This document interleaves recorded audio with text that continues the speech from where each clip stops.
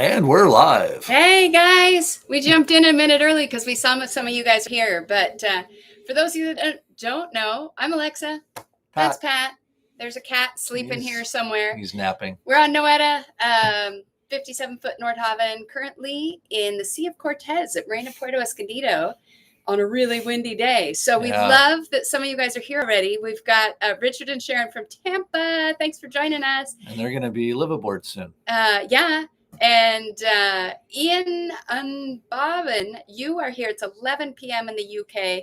We are well. Thank you for joining us that late at night. Yeah. So, happy to have you guys. We have some Ontario, Canada, eh? Hey, Glenn Staph is gone. Wants to know how your staph infection is. Staph infection's gone. For those of you that saw that episode, Pat was not fun. Surgery in the back cockpit, oozing. He didn't feel well for a few weeks. Yeah. Well, you can see, where is it? Other way. That's kind of what's left on my arm. It was softball size. Well, that one wasn't. That one was probably like that. But yeah. And we got John Booth from Austin, Texas. Thanks for jumping in. And Michael, thanks for being here. And Robert Larry, 3779. Hey, hi. Super glad you guys are here. It's kind of fun to have people joining in. Yeah. We haven't done a live in about a month, I think. Yeah. But in that month, we've been super busy. And for those of you that have been following along, you know we came over to the Sea of Cortez and we're exploring up here and doing a lot of boat projects. Hi, Houston. We got Houston Tony's here. And thank you, Glenn. Greater news that he's doing better. Yes, it is. I'm happy too. It did mean he had to go back to work, though. He didn't really. Yeah. It wasn't that bad.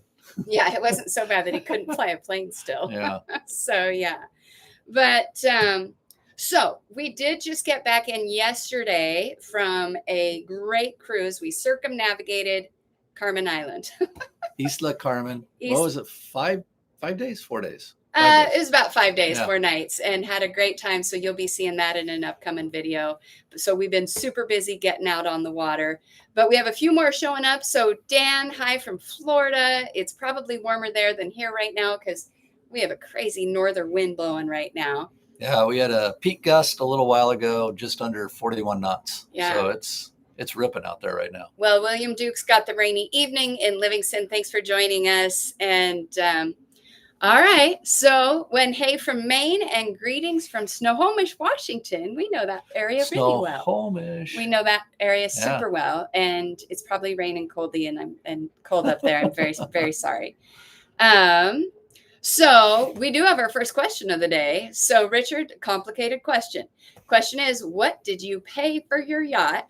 And how is the market on Nordhavn for similar yachts? Nordhavn's really retained their value really, really well. So the 57s, they're, honestly, in a good shape. They're $1.2 million if it needs work. We didn't pay that. 800. If it needs a lot of work, it might be down around 7. It just really depends. Yeah, 700 to maybe 1.1 million is kind of.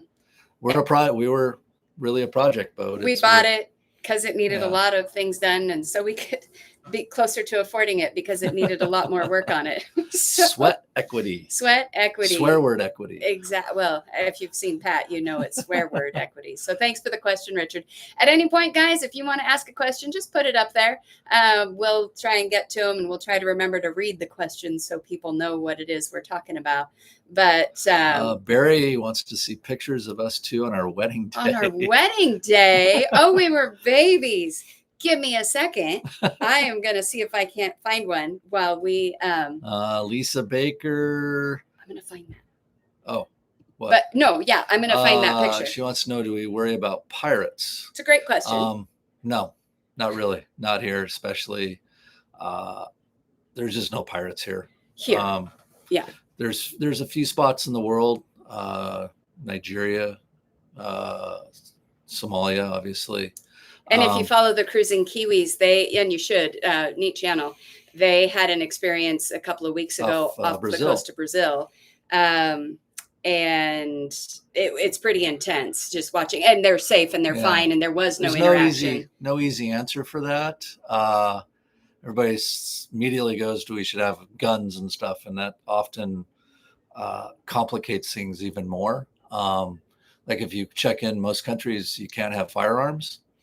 And if you check in, let's say you're in like French Polynesia, you check in, you have to surrender your firearms, and then you go cruising, and you might be 800 miles away.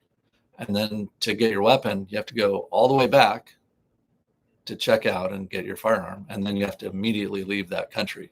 So it's no easy answer for that. You went deep on that. I know. And then I guess the goal for what we do is just don't go where the pirates are.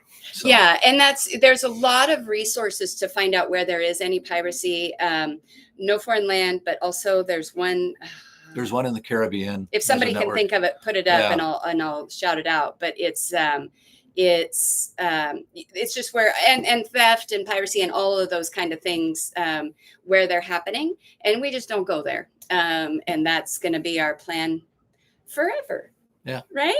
Hopefully. Yeah. So yeah, great question though. Appreciate it. Richard and Sharon, considering a Nordhavn live aboard, they're looking at a Celine. What are your opinions on both, and why do you choose Nordhavn? We chose Nordhavn just because it's a super high quality, well built boat. When you are out there far away, cruising the world, when you do see a power boat, it's a Nordhavn. That's what you see. Celines are great boats too. They both have their pros and cons. Celine's had some quality control issues, and they're kind of in battle damage mode, trying to resurrect the brand. I'm just going to say it the way it is. I wouldn't get one right now. We've never owned one. We've had 3 Nordhavns. So clearly we're biased in this world of boating, but we have done a lot of research, and this is where we ended up in having been on a Nordhavn for 8.5 years now. Almost 9, I think, that I wouldn't trade anything. So if you're considering live aboard, it's comfortable too. It's not an industrial ship, but it's for a home, especially. It's really cozy and comfortable, but it's super sturdy and can go where you need to, when you need to. So, yeah. Dennis Robinson, hey, hi from Indio, California. I wish you were on the water also, but his boat's on the hard for maintenance. Oh. We've done that. Yeah. I don't envy you. So absolutely. And Johnny is here from Langley, British Columbia. Another A to you. I appreciate you guys watching. Is that mean? Is that mean, guys? But I appreciate that you're using us to get your wife interested in the style of boating, warming up to it. It took him how many years to get me here? About 10. At least 10 years. Yeah. So it was a very slow roll. Started with magazines, then books and articles. And one day we're out in outside of Roche Harbor, anchored. We'd been out for almost 3 weeks. And this is before we lived aboard, just as we were just boaters. We're on a little 36-foot trawler, and she just turns to me one day and goes, I think I can do this. That day was downhill for her ever since. And I wouldn't change a thing. So, and Johnny, you guys also met the Yacht Tech boys in Washington and Anacortes. Great team there. If you're ever up that area and you need work done, that's who we would go to. Absolutely. Question from Ian Jackson. Would we ever consider doing a transatlantic to visit the UK and Europe? Yes. Yes. It's just a matter of what route we take to get to the Atlantic and then cross. Through the canal, down and up. But yes, we absolutely, and even that high latitude cruising, like if we went all the way up to Nova Scotia and then crossed over from there, that's really intriguing to us. But it'll be a few years. So wait for us. We'll be there. That's right. And we have one here from Gibraltar. Well, hey, Credit Crunch Gib. Are we going to do a med trip in the coming years? Maybe. Especially, we'll cross the Atlantic at some point. I'm sure of it.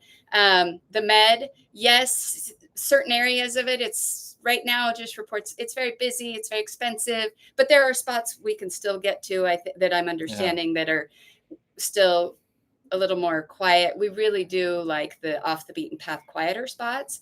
And as I understand it, most of the med is not that way. Correct me if I'm wrong, but Taco Truck 182, greetings from Texas.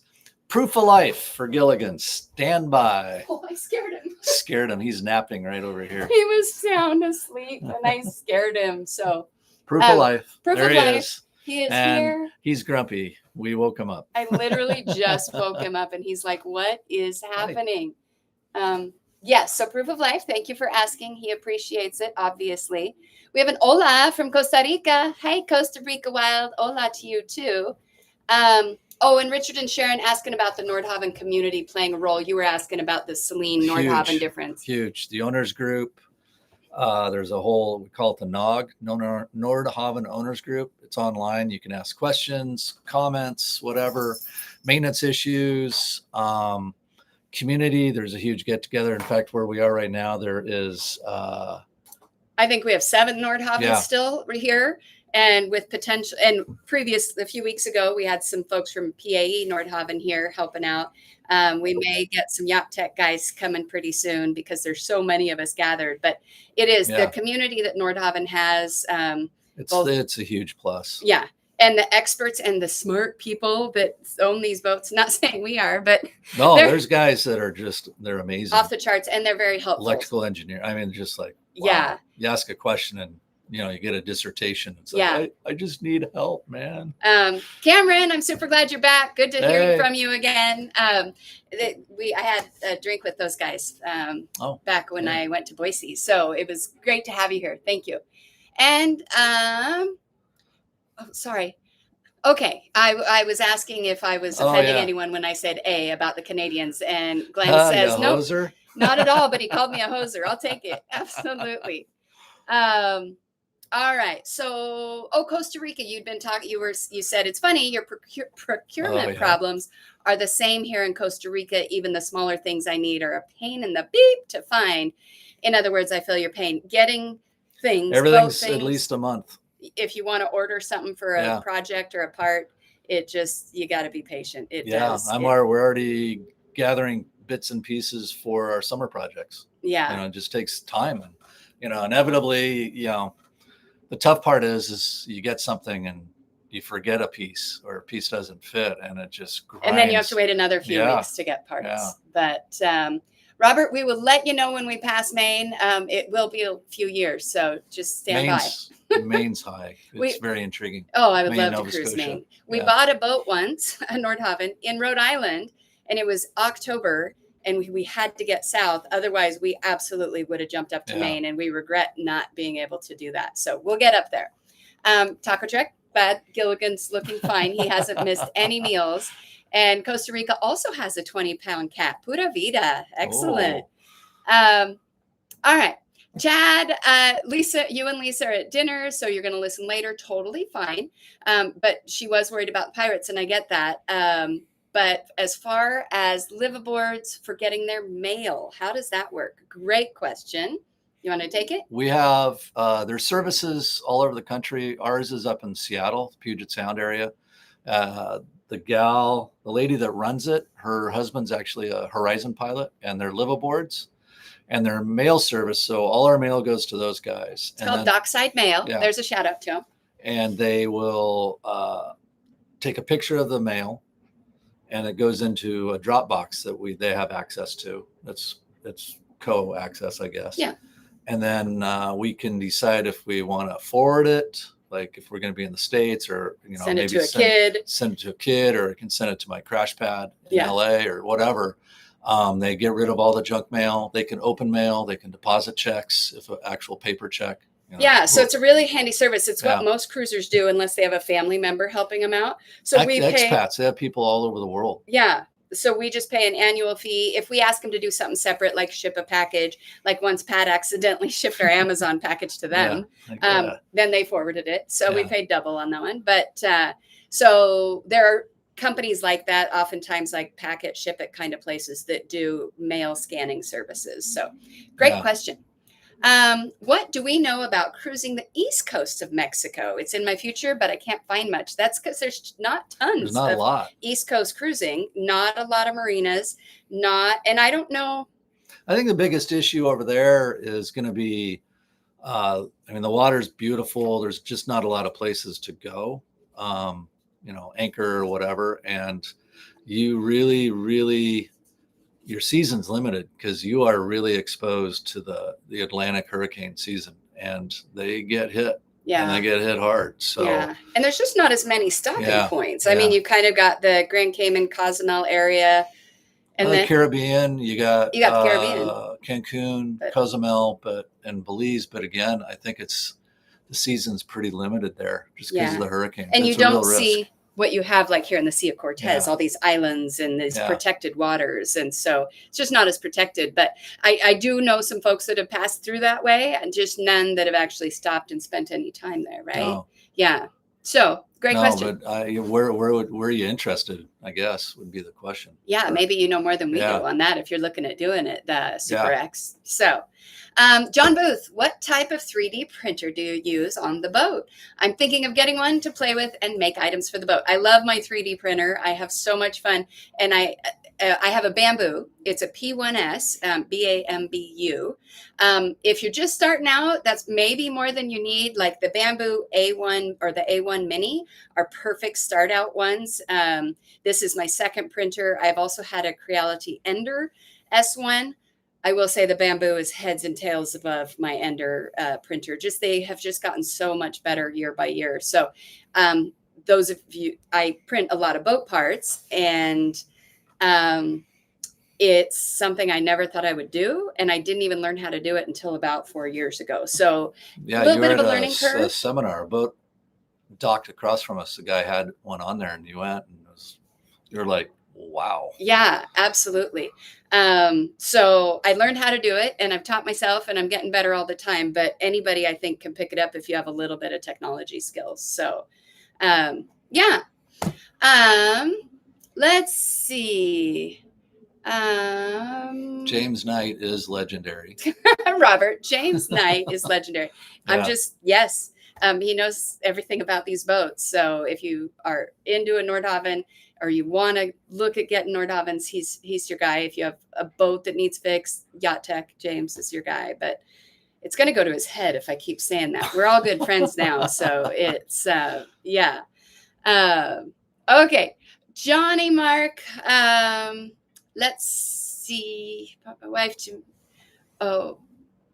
you called James Knight in Florida, and you brought your wife to meet him and look at a few Nordhavns in Washington. She only wants a Nordhavn if we get great taste. All right. Well, she's the smart one, I guess. She's not wrong, but yeah.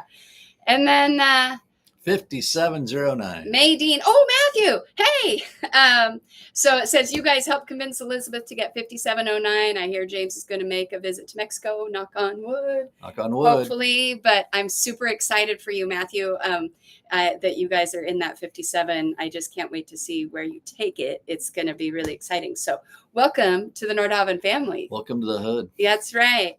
Oh, Denver, Colorado. Robert is there. You guys got snow. We were there over Christmas, and it was 74 degrees. They set a all-time record high. We did. We flew up to Denver to see our kids, and super crazy warm. I know. So I'm glad you got some snow for the skiers there. That would make sense.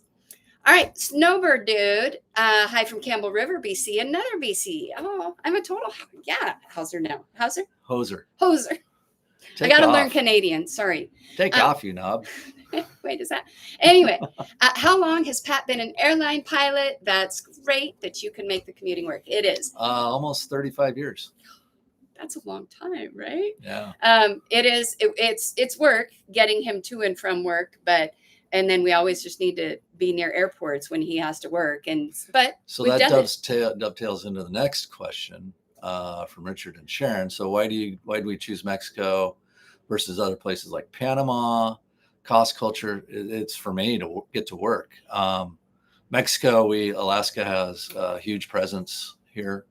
Panama, we don't. Hopefully we announce that soon.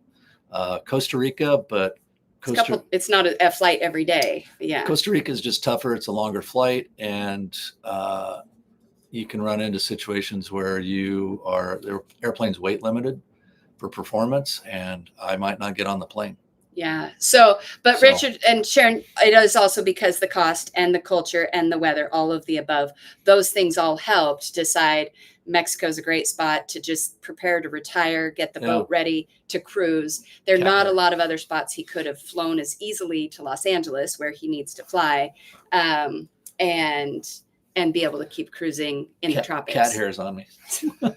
Gilligan's left a little love. But speaking of, then, Wolfgang, hey, does Gilligan ever get seasick? He's never puked, but when we get underway, he goes to the lowest level spot in the boat for him, which is the sink in the bathroom downstairs. So he keeps himself from getting seasick. But after a while, he comes up and walks about with us, but he doesn't get sick. He's been on a boat since he was 8 weeks old. So this is all he knows. So maybe that helps a little bit. But yeah, great question. Hello from La Cruz. Oh, we got a La Cruz, our favorite little Mexican town. Let's see. Oh, we got a response about the dockside mail. They actually live in Sequim. Is that how you say it? It's Squim, but is that how it's spelled? Anyway, and has opened up Mountainside Mail, and Zach is running the dockside where we are. Well, that's good to know. Thanks for the update on that. They've been great for, 8 years. We've gotten our mail, so that's great. Taco Truck, it is more work for us, but we can add more drone footage. The scenery is stunning. Honey, I did get a new drone, number 3. Yeah. First I lost 2 in 6 months. Yeah, one was just a couple weeks ago. I got a new DJI Mini 5 Pro, and it's amazing. You're going to start to actually next Friday's video has a ton of drone footage in it. So we will definitely, it's so stunning up here. The old one, it was always a struggle with it. Just always software and just weird little things going on with it. And obviously they didn't like to fly either. Yeah, exactly. Exactly. Glenn, you bought a 3D printer because of me, and it's all set up, and now you need to learn to use it. YouTube, it's your best friend. That's how I learned everything. And I'm super excited. So start printing things, and next live, I want to hear what you're printing. That's super cool. Tracy Commandant, Ocean Singer. Hey, from La Cruz. That's where I used to go do yoga over there. Right. Anyway, I'm glad you're here. We miss La Cruz a lot. And, but this cruising up here is absolutely amazing. Karawa. Karawa's awake, huh? We spent a good evening with Karawa last night, actually. Glad to have you here. I hope you're feeling okay. I'm not going to go into any more details on last night. It was fun. It was fun. R52 Euphoria, you're in La Cruz from 13 to 16 on your sailboat. We just missed you guys. We just missed you. You're on Lady Luna. We got there early 2019, February, March of 2019. So 19 or 18? Well, we left in 18. We got there in 19. But so we just missed you. But you know how great that little town is then. So, yeah. Skittles, you're on the fence still, deciding between a Nordhavn and a Bering. Bering is a good boat. You're going to make your buying decision this week. Bering is a great ocean-going boat, if that's right. I just don't like metal. It's a lot of work. Yeah, fiberglass or metal. Yeah. It's a big decision. But they're great boats. Yeah, so I don't think there's anything bad to say about that at all. So yeah. All right, Costa Rica Wild, if we ever head south, like way south, we'll give you a shout. You look over the Costa Ballena Marine Park, south of Uvita on the Pacific. Oh, on the Pacific of Cabo over there. Would love to meet up with you and show us some beautiful places. I am absolutely sure. So you're on the Pacific side of the Baja. Beautiful over there. Hey, Pat, are you going to consider getting your 787 rating for the new Alaska orders? That's from Credit Crunch. I don't know. There's a lot of stuff that has to happen. And I'm looking at 3 years, 2 months to retire. And if I stayed to 65, I would retire on the 87. But he's leaving at 60. Yeah. As if that's any surprise. And I'm happy flying. I like flying up and down the West Coast, one time zone. And I'm happy doing that. If you go to the 87, does that mean you're now flying to Asia and Australia and Europe, and you're doing long haul? He's done that before as a young lad. It's hard. It's hard on you. Yeah. Especially now. I'm older. I was doing it when I was young, and it still was tiring. Well, good. Yeah. So he could do it. He's also rated. He was rated in the 5.7, the 4.7, 3.7, DC-9, MD. Yeah. MD-80, but it's a DC-9 type rating. Okay. Yeah. So he's had plenty of them. He doesn't need another one. But great question. So Larry Ulster, 8493. How do we deal with a litter box?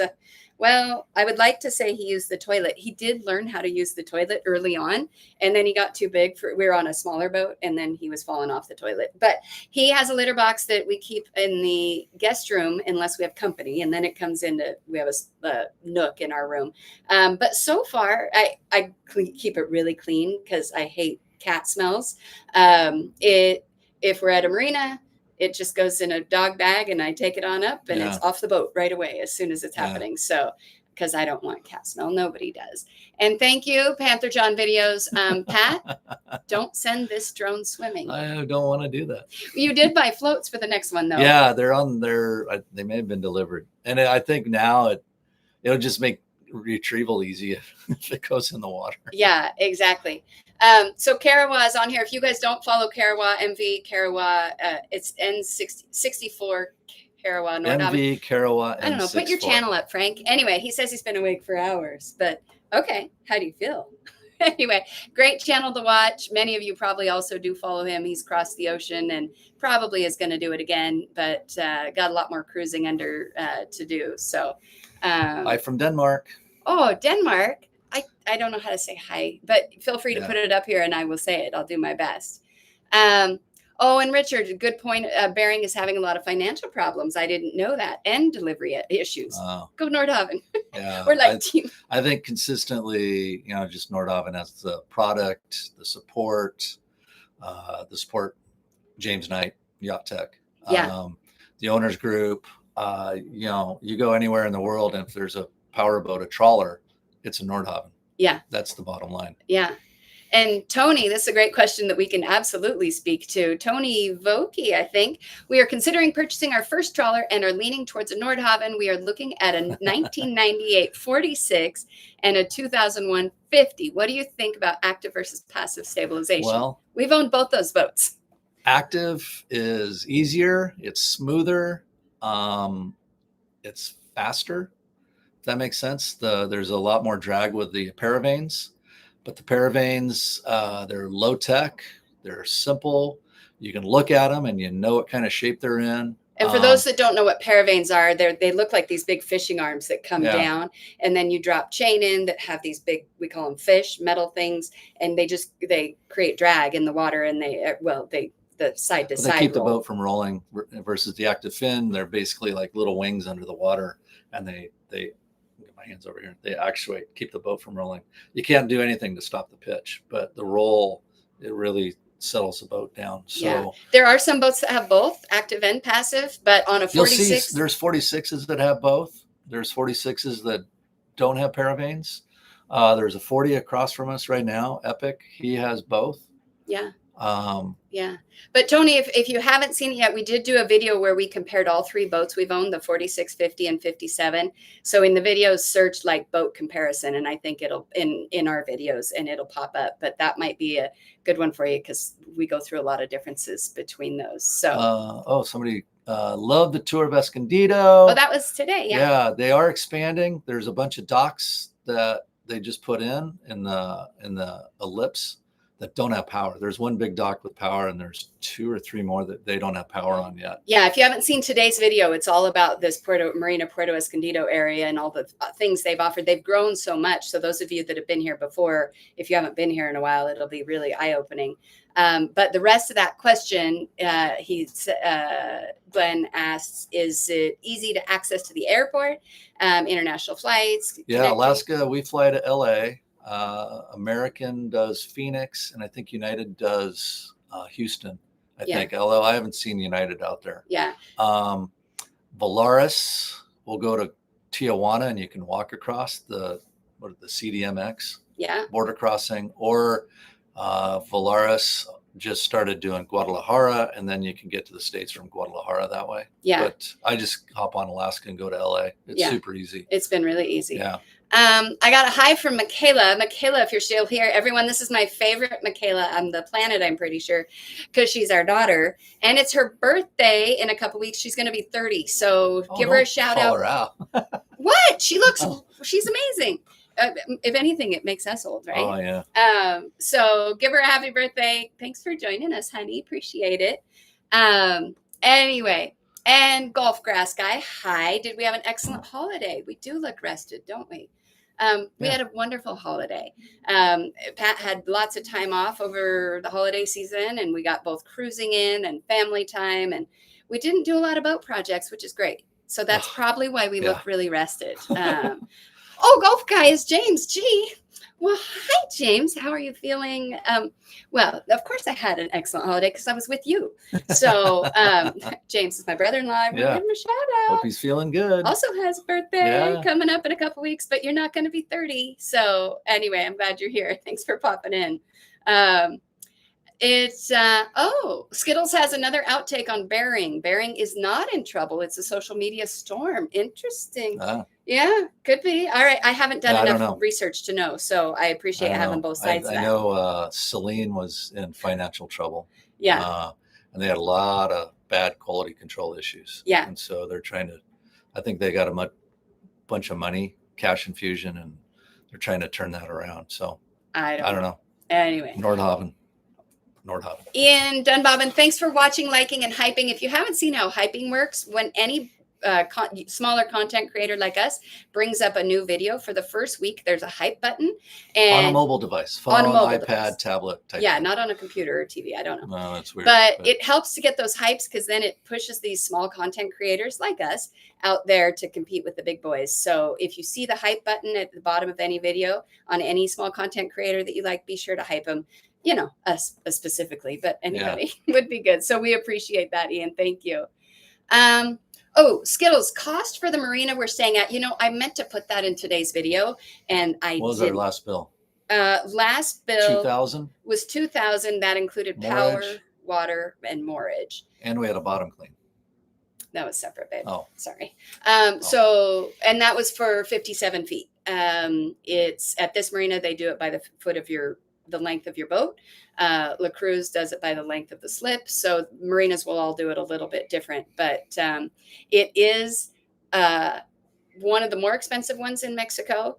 But we're paying for it because we have that view and we have easy Annalise crossing. Olson. So yeah. Hi, Annalise. Oh, my sister Annalise is here. They're also boaters, but they boat in San Francisco. So they have a couple of boats still, I think. Anyway, hey, good to hear from you. I'll see you this week, actually.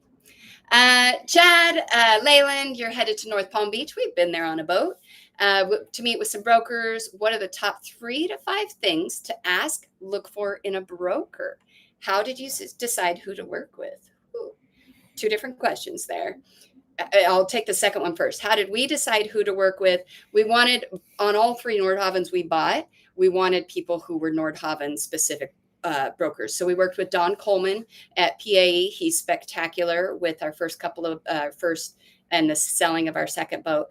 And then we work with James Knight, Yacht Tech, because he is the guru for our next purchases. Yeah, you want somebody that knows the brand, knows the boat. But 3 to 5 things to ask for and look for in a broker. And there's a lot of boaters here, so feel free to put something in the comments because that's actually a really good question.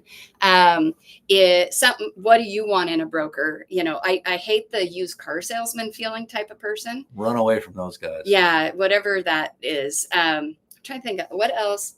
You want someone who knows the boats you're looking at. Don't go to a sailboat broker if you want a power boat or vice versa. You want to know what they've been selling and what they know really. Inside somebody that's going to listen to you. What do you want? You know, it's not what they want, or it's not what they have maybe in inventory, but a good salesman, you know, they may not have the boat that you are wanting, but they're going to keep their ears open. And when something pops, they're going to call you. So that's really important. Yeah, absolutely. So, and we'll see if any more comments pop in to answer it, to maybe we can get you a list of 3 to 4 things. But for us, I feel like every broker we've ever used, it's more like a vibe, a connection you make with a broker. Do you feel they're honest? Do you feel they're talking straight to you? So, because we've had other smaller boats too. I'd say the slimiest, not slimy, that's not right. But our very first boat we bought was from a dealership, and it felt like a dealership purchase. Yeah. I'm not going to name out names. And then there was we were looking at a Cape Horn, this big steel boat, and that guy he was a used car salesman. Yeah, exactly. So happy to walk away from that whole thing. Yeah. Yeah. Anyway, good question. We'll see if we can get you some more answers. Tony Vokey, thoughts on a double engine, a twin, or a single? The economy in these boats is with a single. I think the newer boats are twins, but they went with smaller engines. So I think the economy's there, but they had to go to a smaller engine. These engines are bulletproof. Our engine is just under 13,000 hours. It doesn't burn a drop of oil. There's no soot. There's nothing like that coming out. This engine will go 40, 50,000 hours. Yeah. No problem. And we're confident in our wing. Yeah. If we ever did need our wing, Yeah. we have it, and we maintain it and take care of it. We have twins, and you have twice. And on a boat like this 57, it was designed for a single, but they did put some twins in them, and you lose a lot of space in that engine room.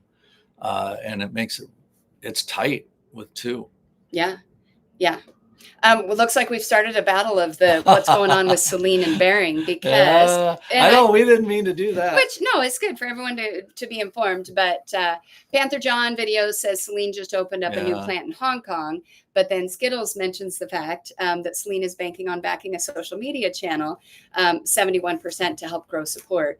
And they have a huge following. And so I don't suppose it's a horrible idea to, get their brand out there, and because they have so many people following them. So that'll be interesting to watch and see what happens. Yeah. Oh, Bering is in trouble. Didn't show up for a trial, which automatically puts them in default. I didn't know that about Bering. Yeah. So there's more to learn, I guess. Yeah. But Paco Morocco, that's fun to say. Paco Morocco. Love your videos, guys. In Saskatchewan, Canada, another A, right in the middle of the country and about as far away from any salt water as possible.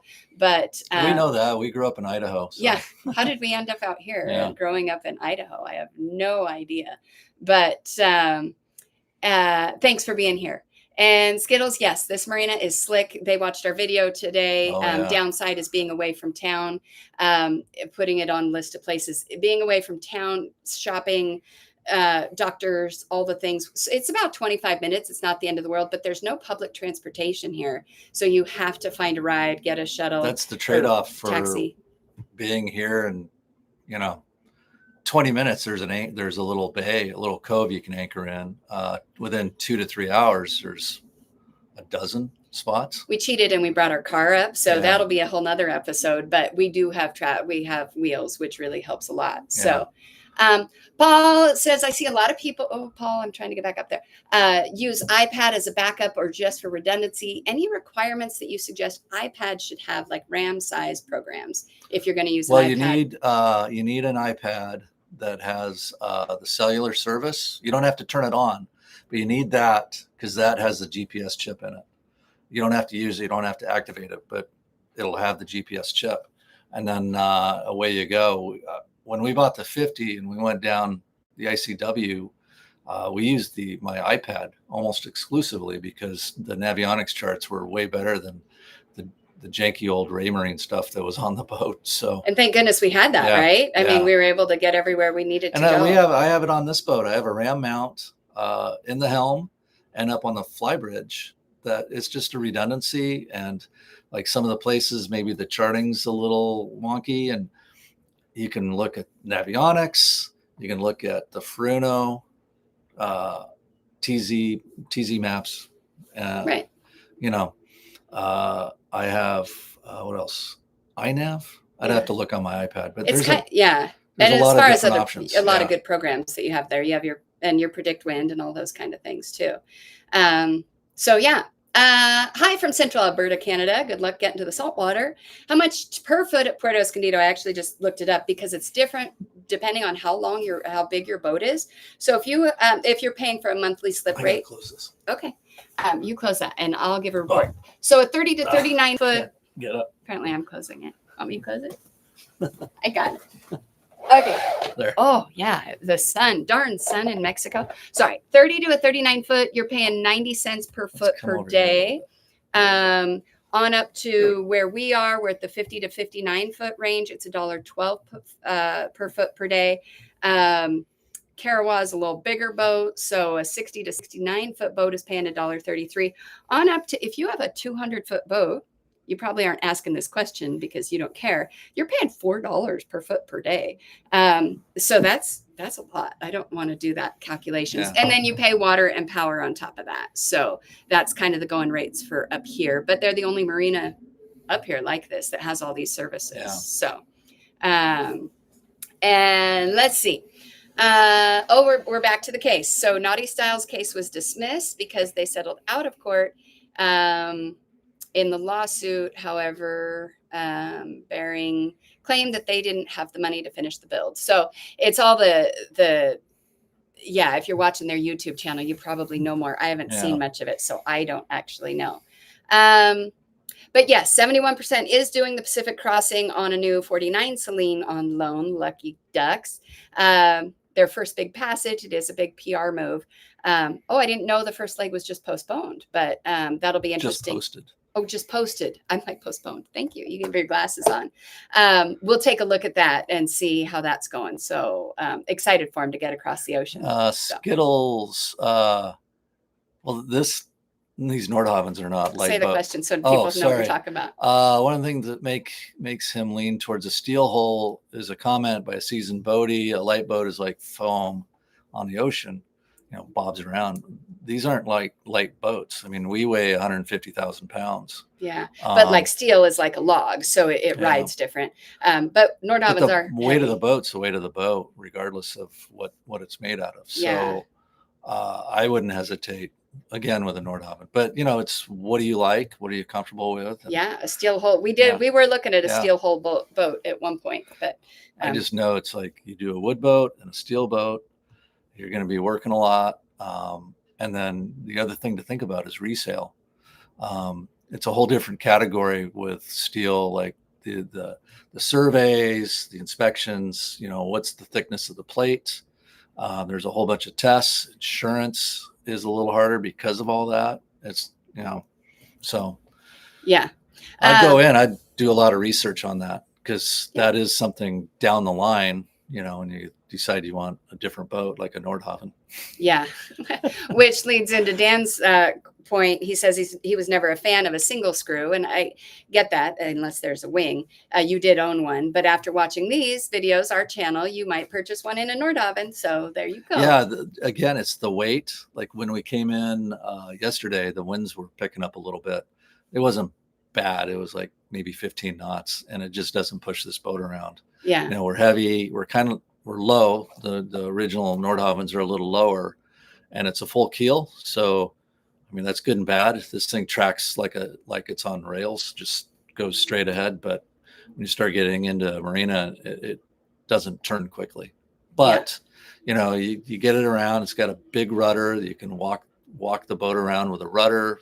Back and fill, balanced stern thruster. So it's really not been an issue having a single. Yeah. And I grew up with twins, so well, Skittles is back with more research on the legal action with the Naughty.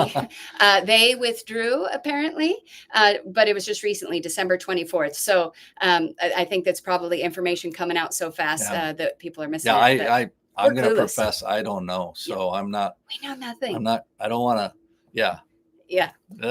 So Glenn was asking, which model Cape Horn were we looking at? At one point, we did look at a Cape Horn. I think it was the 65. It was big. It was a big boat. It was a big boat. It had a commercial tug pod drive. And we went out, we got as far as a sea trial, the mechanical survey, and we were out in Lake Washington and the main engine shut down, which we figured out it was a shutdown solenoid, which, okay, that can happen. It can happen on any of these engines, and once you figured that out, you can wire the thing open or, so it'll run. And then, when you get somewhere, you just have to clip the wire or whatever, shut the engine off. But the bigger issue was it had a tiny rudder because it had the pod. So they thought it didn't really need the rudder. And so we started the little wing. It was a sail drive. And it was off, I think, to the port side. And so with a tiny rudder and that little sail drive engine going, all you could do is control how big a circle to starboard you'd go. Great big looping circle or a really tight circle. It's a big slow circle. And it was like, this is not gonna We got work. back to dock, and thank goodness we didn't find that ran. boat. Yeah, but it was more that boat. Yeah. That boat hadn't been maintained and had a lot of issues. It was the Cape Horn itself, I think, is a good boat. Yeah. But yeah. And thank you, R52 Euphoria. Now I know you spell Canada CANADA. Yeah. That's a good one. I haven't heard that one. And Costa Rica Wild, you've spent lots of time in Baja for motorcycling. Lots of people do that here and have always loved Mexico. Would love to eventually cross over into Panama and come on up. Absolutely. I mean, this is an amazing country. Boating, motorcycling, there's lots of RVs and sprinter vans down here. It's a lot of people have kind of discovered the Baja. It is stunning. Oh, the whole of Mexico. Yeah. Everywhere we've been, it's been really, really. Yeah. It's been really cool. Really nice. Oh, Chad's still at dinner, but he keeps checking in here. He's like, God, it's dinner time. But he noticed we closed the blinds and now he can't see the fishing rods. The sun was coming in the window and I couldn't see the screen. But he's asking, I don't remember seeing any fishing happening on Noeta. There hasn't been much, but we did get all new fishing because we sold our old boat and the buyers wanted the fishing rods. So we gave them to them. Well, sold them. And then my James, if you're still here, brother-in-law, and his family was coming, and we're like, we've got to get out there. And so, yes, those rods are newer. Pat caught a fish a couple days ago. It was a little, what was it? It was a green jack, we think. Yeah. It got I caught released. it on we bought my nephew AJ a little spinning rod, super light tackle, and it had this little, I don't know, this little weight wormy thing on it. I was just casting for something to do. And the fish bit, and I think we were both surprised.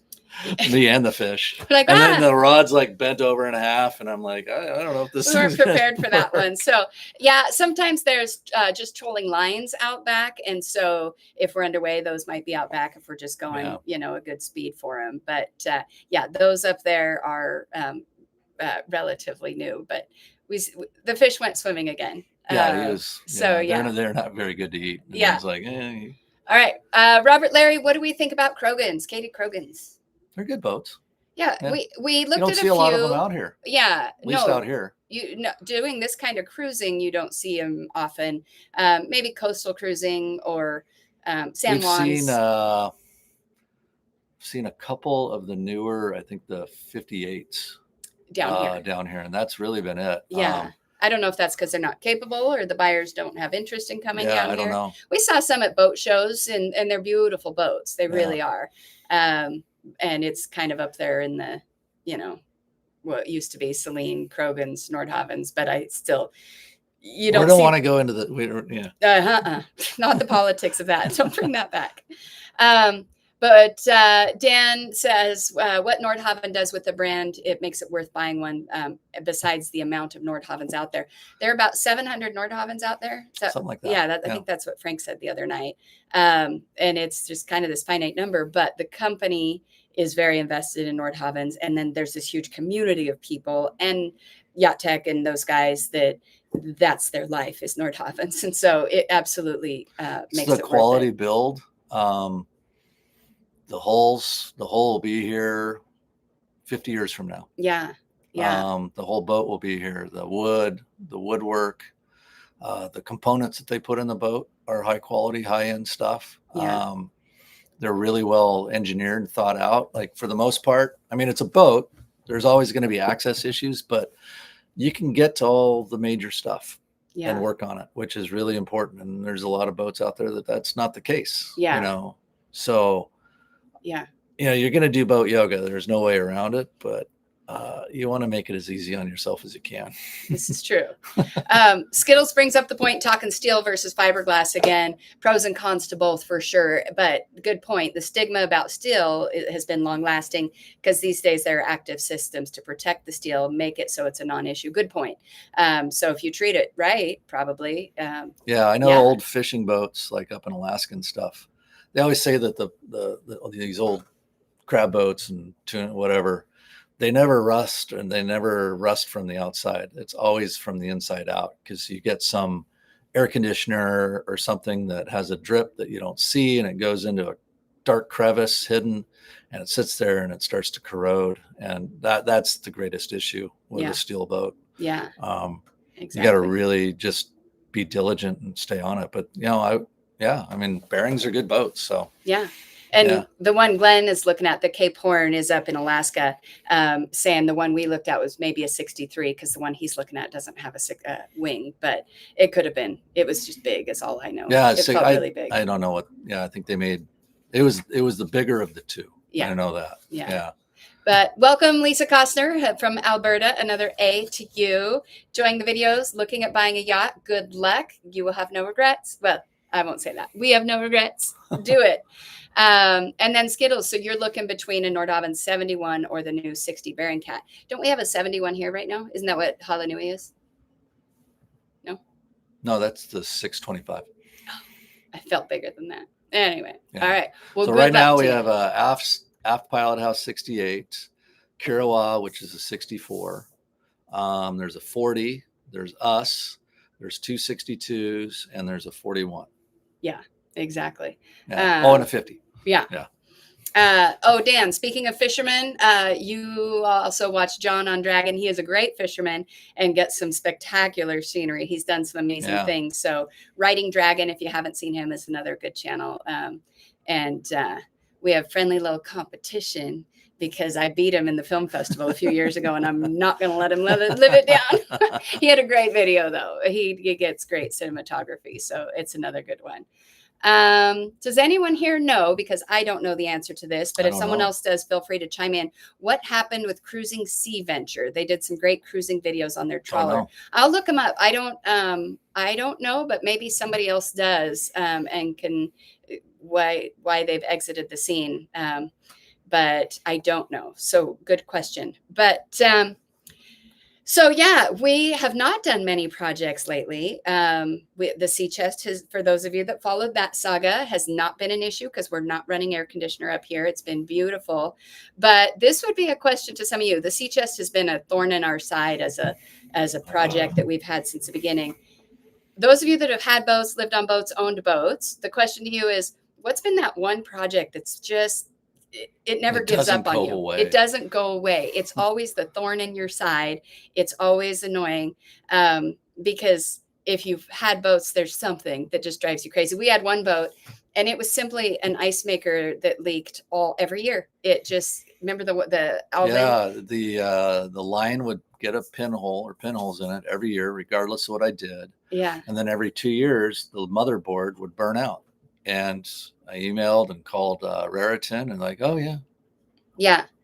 And it's just every year. So right now, yes, it's been the sea chest. So people, and I see that SimFan says that they know that that's our big project coming up, our through holes. Yeah, we're going to put the air conditioner on its own separate through hole, and it'll just make that, isolate the flow into the sea chest. We want to have the growth in the chest, and having the air conditioner with its own, it's just easier to manage. We did on the 50 for a number of years, and it's just easier to do. Yeah. But SimFan also says, besides that project, what's on our list? What are our big things right now, hon? Oh, let's see. The haul out. Well, no, before that, you've got some plumbing work. Oh yeah. We have a stink. I'll just say we have an upcoming stinky video. Holding tank remedy. So sorry, you'll just be glad that you can't smell the videos, I think. But I have to actually leave town for a few days, and that's when he's gonna do it. So yeah, that's one of our upcoming projects. We have a lot of little things right now, nothing major until next summer when we do our big haul out. Then we're doing some more canvas and maybe some new carpets, and so kind of more the luxury items. We're gonna do chocks for the dinghy. Oh yeah, dinghy chocks, exactly. And then yeah. Somebody came back with Sea Venture, the channel. They got tired of doing videos, probably wanted their personal lives back, maybe. Yeah, I just pulled them up, and they said their last video, it was, and that's a wrap. That was June 1st of 23. Okay. So at some point, you know, I suppose people get tired of making the videos. We've been doing it a little over a year. I've not missed a Friday yet. Knock on wood. Next week's will be tricky because I'm super busy, but I'll get you one, I promise. It's a lot of work. So you got to find that balance between enjoying your cruising life and not spending too much time with cameras and computer screens. So if that's the case, I get it. We're not there yet, so don't worry. I still like doing this, so we're good. Let's see, Dan Lamois. I think I'm saying that right. Frenchy. Yeah. There will be growth issues on the air conditioner through hole inlet. But one of the things I'm going to put on the strainer cover, the hole cover, I'm going to be able to open it up and we can get access and clean that out. It's going to be a lot better. Yeah. Either way. Exactly. It's going to be a lot better. Yeah. Tony, let me see if I understand your question. As a newbie, how much weight should I put into having, both a bow and a stern thruster? Actually, this is my thought, and you say what you're thinking in a second. As a newbie, it's okay to not have both or to not have either and learn to drive the boat without them. Always drive the boat as if you don't have them. Yeah. And ideally, yes. Is it nice we have both for the first time ever? It's lovely to have them both. But we learned early on boats without. And so the docking and it's small. You just always you got to know how to drive it. If you can get it, get it. Yeah. But try to operate the boat like they're not there. Yeah. Because there might be a time when they aren't there and you still need to be able to dock your boat. Yeah. So we don't put a lot of weight into it. Was it a nice factor on this boat when we bought it? Oh, it's beautiful. I'm not going to lie, man. It's awesome. Yeah. It makes it really, really nice. So Skittles, good question. Let me back up. It says, I struggle to understand why the sea growth issue hasn't been solved. Why hasn't copper being used more?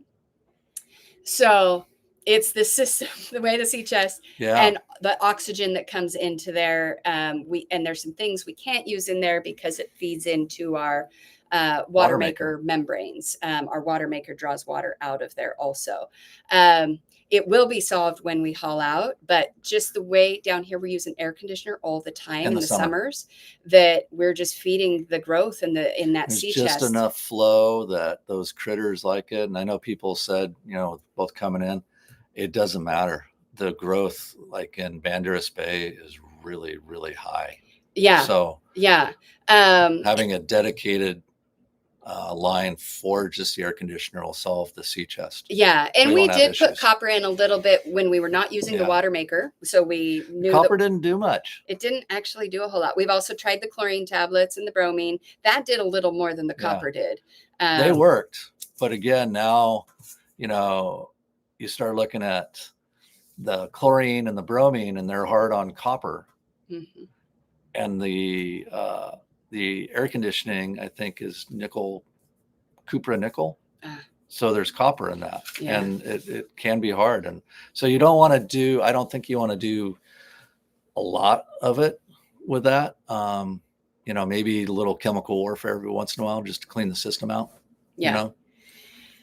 Richard and Sharon, you're so sweet. Have we thought about starting a Patreon channel? And a couple people that would be part of the crew. We super appreciate that. Talked about it, went back and forth. We don't know. I don't think we're going to do a Patreon as of right now. I don't know. To us, it feels kind of, I don't know. It's like, hey, give us money.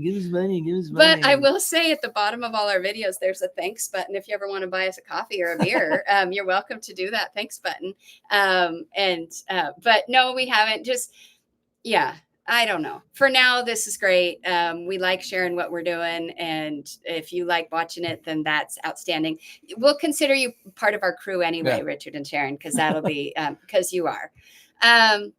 Larry, you guys, we have a 42 Regal. Don't say only. That's a great little boat. But the separate feed for the air conditioner isn't a guarantee. You've had issue with the raw water. Yeah, you got to clean it. And we were in the same marina for a number of years on the 50, and we had to clean it every 5 days. Yeah. You have to clean the system, clean the strainer. And when I do it, I'll video it. And the way I put some shut-off valves, so you can backflow the system out through the through hole. We can flush fresh water into the air conditioning. Yeah. But we still have to clean it. Yeah. But it's going to be far better to just worry about that system than the whole sea chest. Yeah, exactly. Yeah. Yeah. Good Everything's point. a trade-off. It is. Christy, what size Nordhavn would you recommend for someone with no experience? We've seen people with zero experience start out at the 70 something level as their very first boat. We met some people, their first boat was a brand new 71. It's crazy. Like, what? People can learn at any size, right? When you get into these bigger and you have bow and stern thruster, it's easier, but then maybe you didn't learn all the basics of boatings. Like on our 46, we learned a lot there of just. You're going to also, you're going to end up, insurance will dictate. You'll probably have to go out with a training captain, which if it's your first boat, highly recommend. You're going to learn a lot. Should do it anyway. Yeah. Yeah. And if they're the right person, they're going to go through the systems, and show you how to operate the boat and what to check and what to look for. And then you're just going to go out and boat handling, docking, maneuvering, both of you. Yeah. And if you have zero experience and maybe you don't know if you want to do it, you could start. We had 2 other boats before Nordhavn's that we got our feet wet and we learned how to navigate. I mean, he had little ski boats, but that doesn't count. But we did boating on smaller boats, made sure we liked to do it. And the Nordhavn was our 3rd boat. So you also could gain your experience on a different boat. But I think you could jump into any size on these and you get the right training and you hire the right captains to teach you how to do it if you feel comfortable. I mean, some of them are kind of intimidating, but you can do it at any size, I think. So, yeah. All right. Glenn has a tip for the black tank, honey. Oh. Big vent pump in the air to let the bacteria breathe. There's a great filter like the Big Orange. It solved your issues. Good to know. We're going to go Google that and see what that's well all in our about. case, it's not really the holding tank. When James and I replaced the toilets, we took out the vacuum flush system. They were done. And when we put in the Tecma toilets, the master head, we didn't even think about it because it wasn't an issue, but we created a low spot in the line. We replaced all the hoses, but we left in a low spot. So I'm going to shorten the line. I'm also going to put in just a simple little flapper check valve to keep gassing from coming back. Then go from there. Knock on wood. Yeah. Yeah. Laszlo, what is the latest thing you've made with your 3D printer? My 3D printer was going for 8 days straight right before Christmas because I printed a bazillion presents for my family and they're all like, what is this? And everything from Dungeons and Dragons, little game pieces on up to bookmarks and, a lot of kitchen utensils, I printed so many things. Chopsticks with little hands at the end. Everyone needs that. So mostly useless stuff. There have not been any boat parts in a couple of weeks, but there's one more I need to do for the flybridge for the screen, the locket. But I'll print that. Yeah. But lately my printer has been holiday gift giving. But okay, so Larry, I'm going to answer this one. Larry. Alistair. Oh, why not just separate the water maker? The water maker is not the issue. It's the air conditioner creates just enough flow and oxygenated water in that sea chest that's where the growth goes. And barnacles and oysters there's just enough flow in there. And that thing is a pain in the ass to clean. Well, in Costa Rica, Wild asked the same questions. Yeah. If you're going to do a separate, why not do the water maker separate instead of the air conditioner? Because the air conditioner in the summer is running almost 24/7, and that just creates that flow, that oxygenated water flow in that sea chest, and barnacles and oysters and whatever. That's where they grow because they're lazy. They're just sitting there and you're just feeding them with this water flow. So if we take the air conditioner out, the sea chest is only being used when we're like running the wing engine, maybe the generators or the water maker, which we're not going to really probably, we'll do the wing getting in and out of the slip. And other than that, there will be no water flow going through the sea chest. So there won't be the growth. So by moving the air conditioner to its own line, now we've isolated the sea chest. And every water time I've maker- taken that thing apart, I've broken a bolt, and it's just it's a pain in the ass. Yeah, the water maker will get more use. Right now, honestly, it's not getting it. We freshwater flush it, but with having potable water where we are over the last few years and for the next few years, it's not getting a ton of use. We've used it in the Anchorage. Yeah, we use it in the Anchorage, but when we yeah. start using it a lot more when we leave marinas, which will be a goal, it's we're using it once every 2 weeks or something. It's not we like, hold 350 gallons of water. Yeah. So we were out for 5 days, and I think we were down. We had 2/3 left when we got back, and we're not skimping on water. So and James Knight says it's the thing to do too. So if James says to do it, he recommends it. He's got a lot of experience in the warm Florida water, the Bahamas and all that. So it's going to be the better way to go. Just if anything, to keep the growth out of that sea chest, out of that box, will be huge. And there's a trade-off. We'll have to manage the strainer and all that for the air conditioner, but we've done that. We did that on the 50 for 5 years. So yeah, that's kind of we know that's a known battle for us. Yeah. Well, SimFan wants to know, has Gilligan always been big boned? For those of you that just showed up or don't know who Gilligan is, hold on. He's a ragdoll, so they're a big cat anyway. And he's the biggest in the litter. So proof of life again. Proof of life. I just woke him up again. He's like, what the hell, you guys? Yes, he's always been big boned. I think if we shaved him, he actually wouldn't be. He's like 18 pounds. Yeah. I don't know. What is that in kilograms? In kilos. It was 8.7, I think is what he was at the vet. 9? Anyway. He is a big cat. He is healthy. He's fine, but he's just a big boy, and he always has been. But now he's gone again, which makes sense. Pete, 9 kilos. 9 kilos, yeah. Pete, you raced the Baja 1000 here in the 80s. Wow. That must have been so amazing. Things have changed down here since then. You're right. Maybe not a lot of fun back then. I imagine your resources were even less than what we have now, and roads were way worse. Not that Baja 1000 is not generally on roads, but no roads. Right, exactly.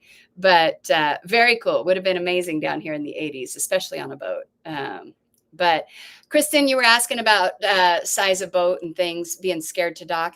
The more you do it, the easier it gets. So he does it. He flies airplanes for a living. So it's not intimidating to him. It never has been intimidating to him.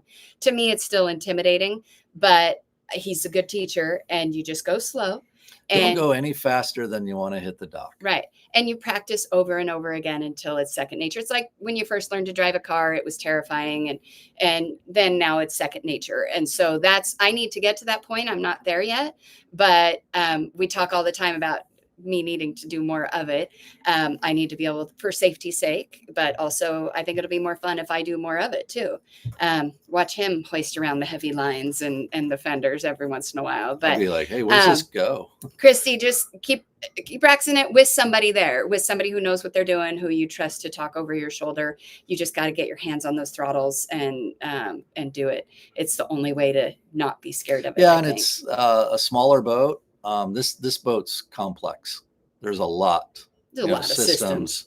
The 46, really simple. Yeah. The 50 was kind of an extension of the 46. Yeah. It's a pretty simple boat. Yeah, I think having the hydraulic system on this boat complicates it, and you've got to have the wing on. And yeah, there's just a little more to manage, and you got to think ahead. You can't just pull in and like, oh, I need the bow thruster. Yeah. Like, we should have started the wing about 5-10 minutes ago. Yeah, exactly.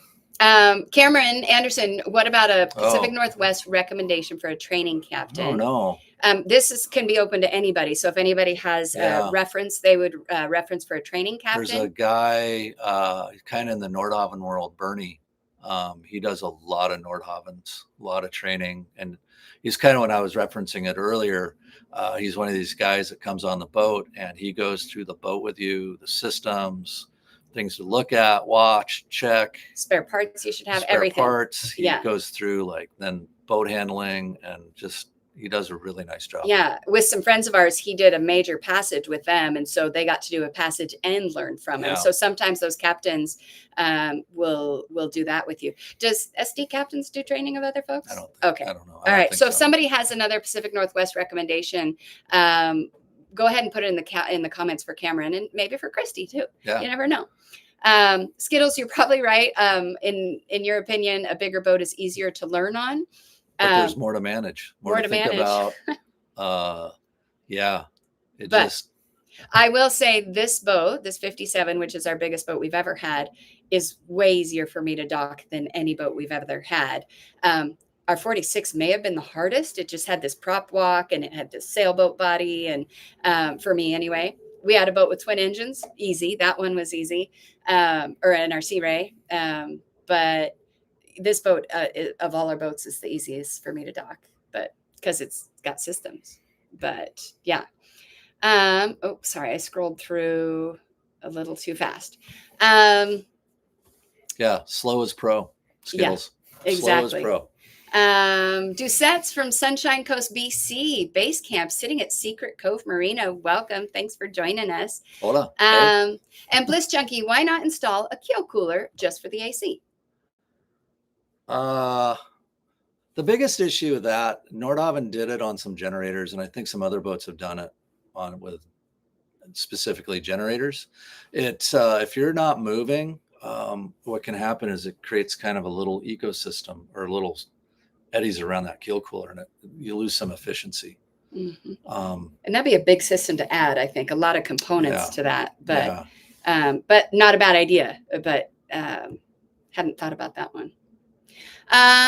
Lisa, how long have we had Gilligan, and has he been on our boat his whole life? He is cute. And yes, he's been on this boat his whole life. More cat hair. Oh, 8.5 years. Actually, his birthday, almost 9 in March. Yeah. So, and that's how long we've been boating. So we've been living aboard.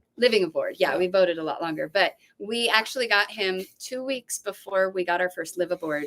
And we were living on a 36-foot boat with 2 teenagers, a golden retriever, and then Gilligan. Gilligan was actually bribery material. Our kids, we had kids, and they said, well, we'll do this, but we want laptops for school. And we're like, okay. And we want a cat. And we got Gilligan. And now they're out of college and gone, and we still have the fat cat. So but we like him, so it's okay. And back to the air conditioner, Ian Jackson, is it not possible to use air conditioner units like you have in a house? It could. It's like the window mounting units, or sailboats use just the window units. You can do that. Sorry, there's more cat hair. They also see like the, I don't know what you call them. You get the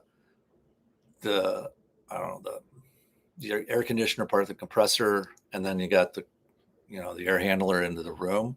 We've seen boats with those, but those, where are you going to put it? Yeah. And you got to plumb it. You got to run,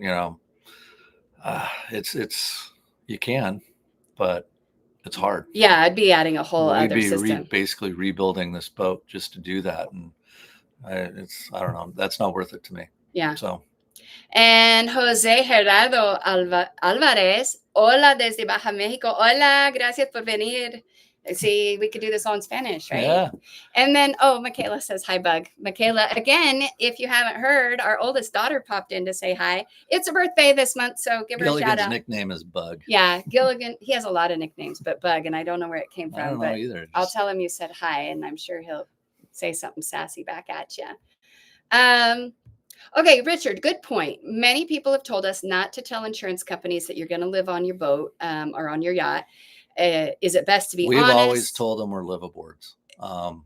Because like our current policy, we actually have, he really liked the fact that we're live aboards, we're full time, especially in Vallarta during hurricane season. He really liked that. It means we're here taking care of our boat and we're not leaving it. We also, part of our policy is personal items. Like a homeowner's policy, like if something happened to the boat, our clothes, computers, stuff like that would be covered. And I just think it's best to be honest. Yeah, they're going to find any reason, right? Insurance companies to not cover something. And if they can then say, wait, you were living aboard and you didn't tell us, then that's an easy one. And it is we have everything we own here. So we do want everything covered if something happens.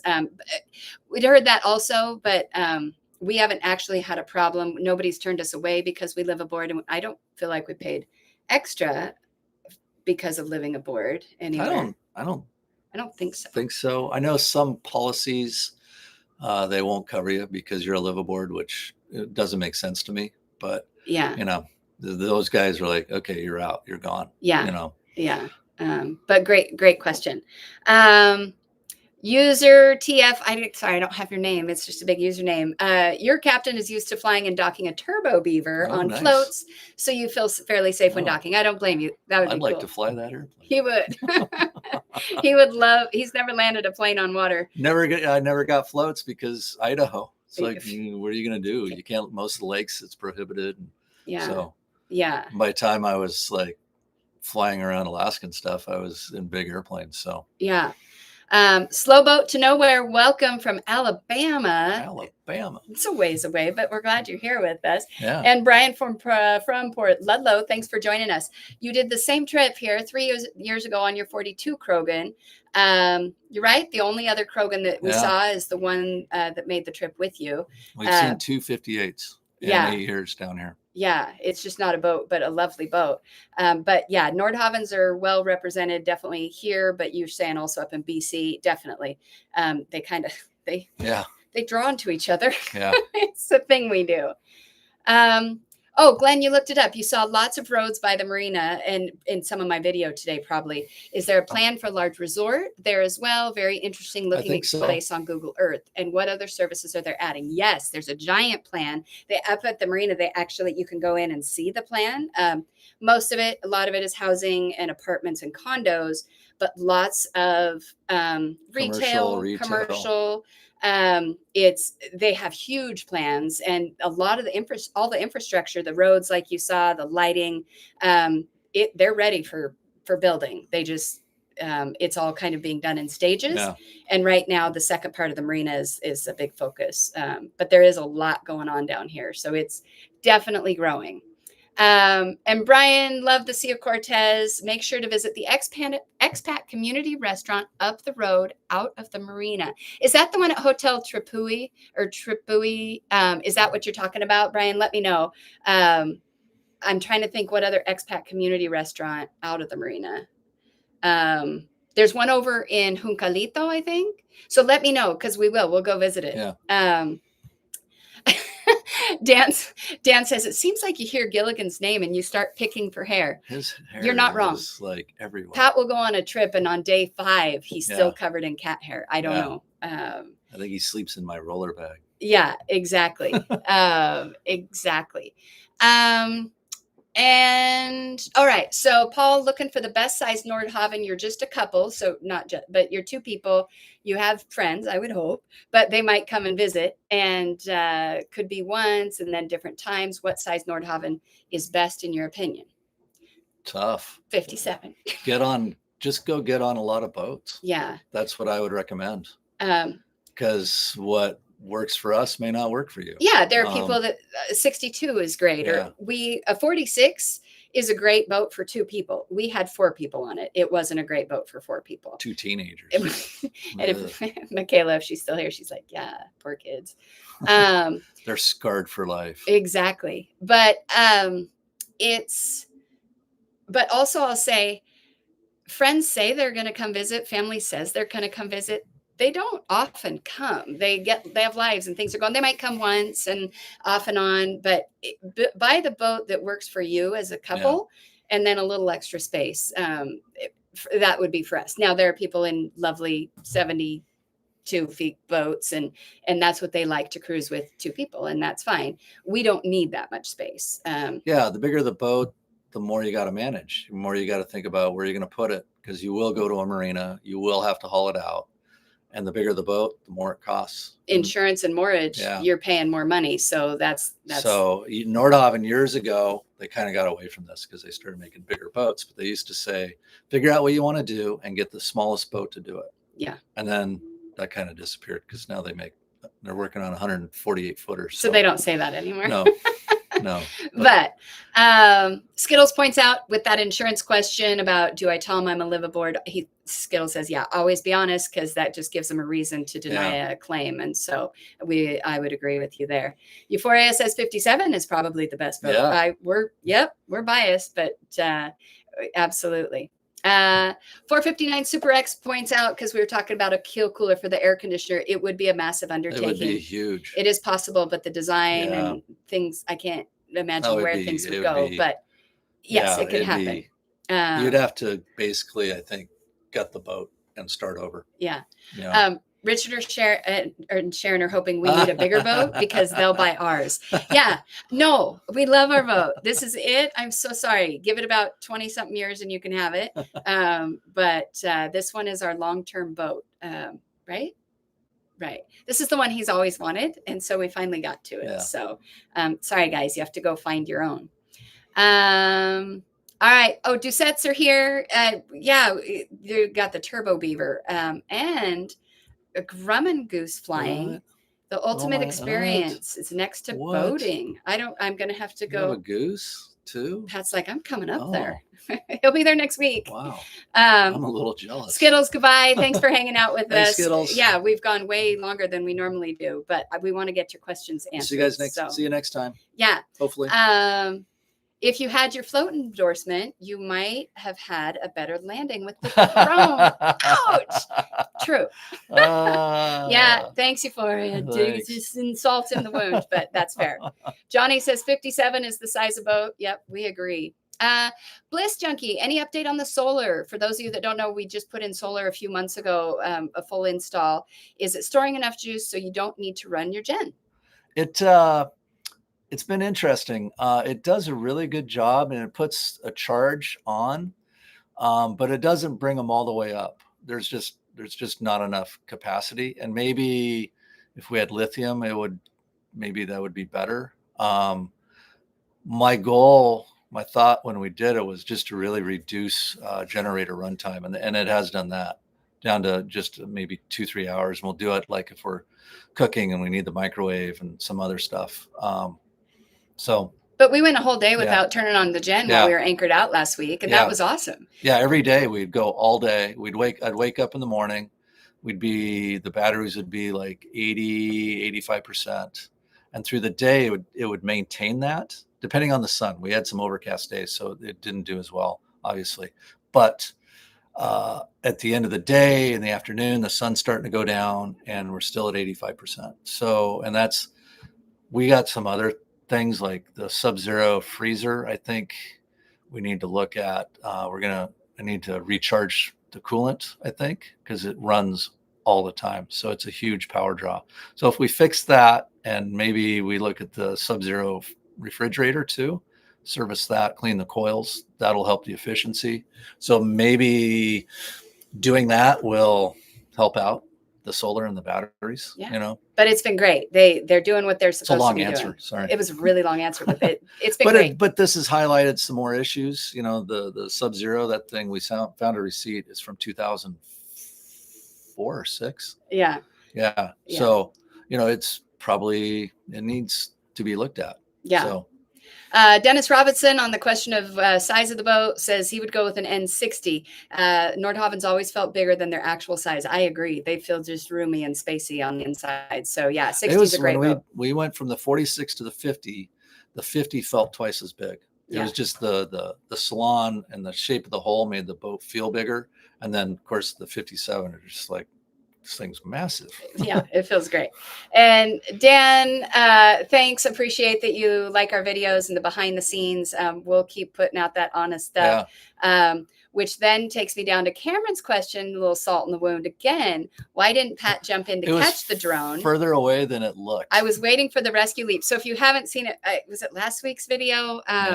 And it's just, it was only on our security camera, and it's mostly because he was too busy swearing. He couldn't. Well, it was further away than it looked. I mean, I'm watching this thing. It was about 15 feet off the back of the boat when it finally went in. The camera did make it look like it was right by the transom. I didn't have a good angle of it, but that one, it was where we were. It was about 40 feet. That thing went down like a rock. It went so fast. Yeah. So that was, but now he has a happier one and a better one he's happy with, which is good.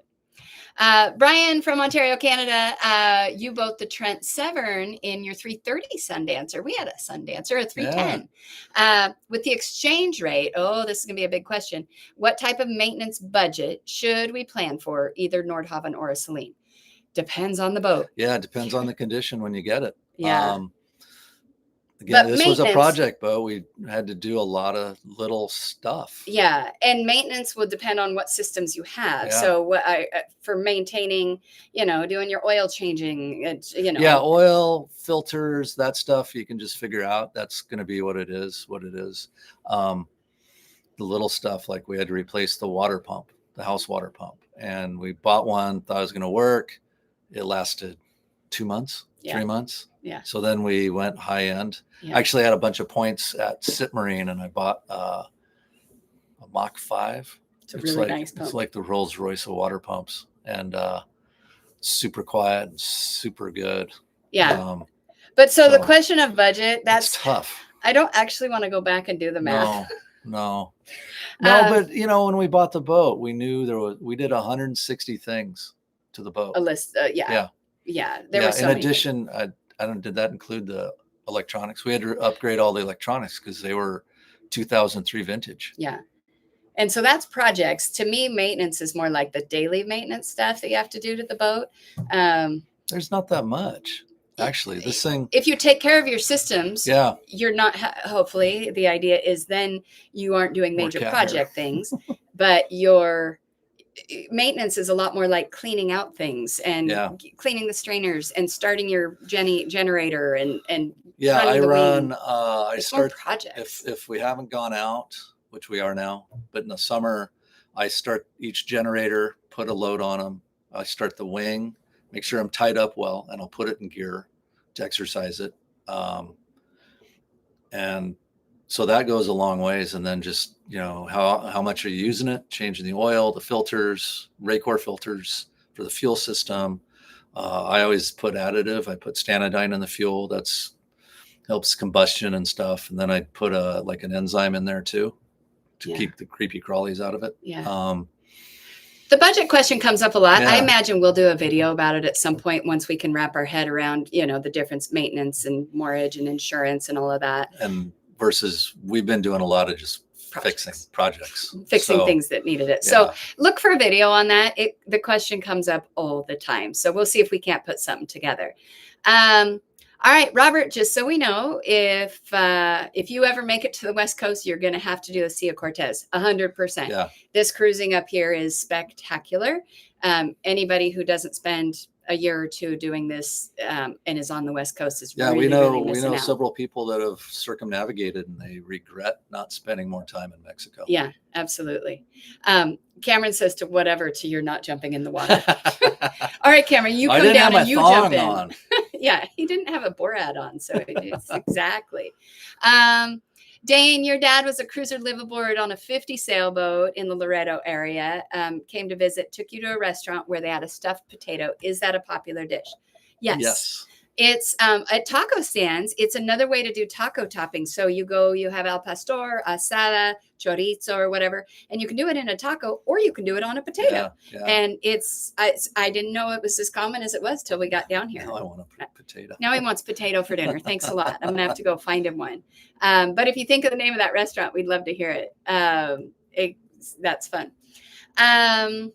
So MV Anvil and the Ledge, you bought a Sea Ray 45 aft cabin. Surveys did not disclose. The surveyor is critical. And you spent $50,000 to bring it up to standard. Yeah.